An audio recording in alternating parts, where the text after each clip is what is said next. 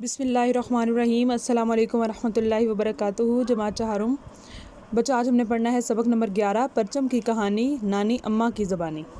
سب سے پہلے اس کے خاص الفاظ دیکھتے ہیں: مصوری، تعجب، شناخت، انتہا۔ تو سبق کی ریڈنگ کرتے ہیں۔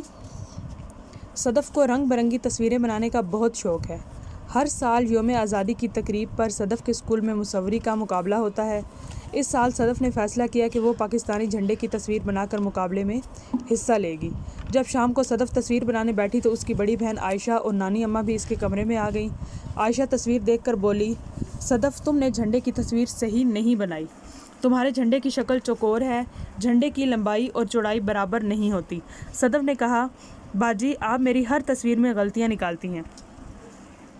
عائشہ نے جواب دیا، اگر تمہیں یقین نہیں آتا تو بے شک نانی اماں سے پوچھ لو۔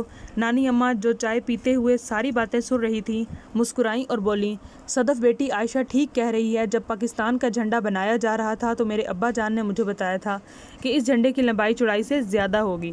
صدف نے حیرت سے پوچھا، نانی اماں کیا پاکستانی جھنڈا آپ کے ابا جان نے بنایا تھا؟ نانی اماں ہنس کر بولی، ارے نہیں، پاکستانی جھنڈا ایک شخص نے نہیں بنایا تھا بلکہ مختلف لوگوں نے مل کر بنایا تھا۔ یہ سن کر عائشہ نے تعجب سے پوچھا، مگر نانی اماں یہ اتنا آسان کام اتنے سارے لوگوں نے مل کر کیوں کیا؟ نانی اماں بولی، بیٹی جھنڈا ملک کی شناخت ہوتا ہے اور اسے بنانا اتنا آسان کام نہیں ہے۔ جھنڈے میں موجود ہر چیز کا کوئی نہ کوئی مطلب ہوتا ہے۔ مثال کے طور پر ہمارے جھنڈے کا رنگ سبز اور سفید ہے، تمہارے خیال میں ایسا کیوں ہے؟ صدف بولی، مجھے معلوم نہیں، میں ہمیشہ سے سوچتی ہوں کہ ہمارے جھنڈے کا رنگ لال یا پیلا کیوں نہیں؟ نانی اماں نے دونوں کو سمجھایا، ہمارے جھنڈے کا 3/4 حصہ سبز اور 1/4 حصہ سفید ہے۔ ہمارے جھنڈے میں موجود سبز رنگ مسلمانوں کی نمائندگی کرتا ہے اور امن و سکون کی نشاندہی کرتا ہے، جبکہ سفید رنگ دوسرے مذاہب کے لوگوں کے لیے ہے۔ یہ رنگ ہمیں بتاتا ہے کہ دوسرے مذاہب کے لوگ بھی پاکستان میں آزادی کے ساتھ رہ سکتے ہیں، کیونکہ یہ ان کا بھی وطن ہے۔ عائشہ نے نانی اماں سے پوچھا، جھنڈے میں سفید چاند اور ستارہ کیوں بنائے گئے ہیں؟ نانی اماں نے بتایا، چاند ترقی کو ظاہر کرتا ہے اور ستارہ علم اور روشنی کو ظاہر کرتا ہے۔ چاند اور ستارہ یہ ظاہر کرتے ہیں کہ پاکستان ایک ترقی پسند ملک ہے جہاں تعلیم کو بہت اہمیت حاصل ہے۔ یہ سب باتیں سن کر صدف نے نانی اماں کی مدد سے جھنڈے کی تصویر مکمل کی۔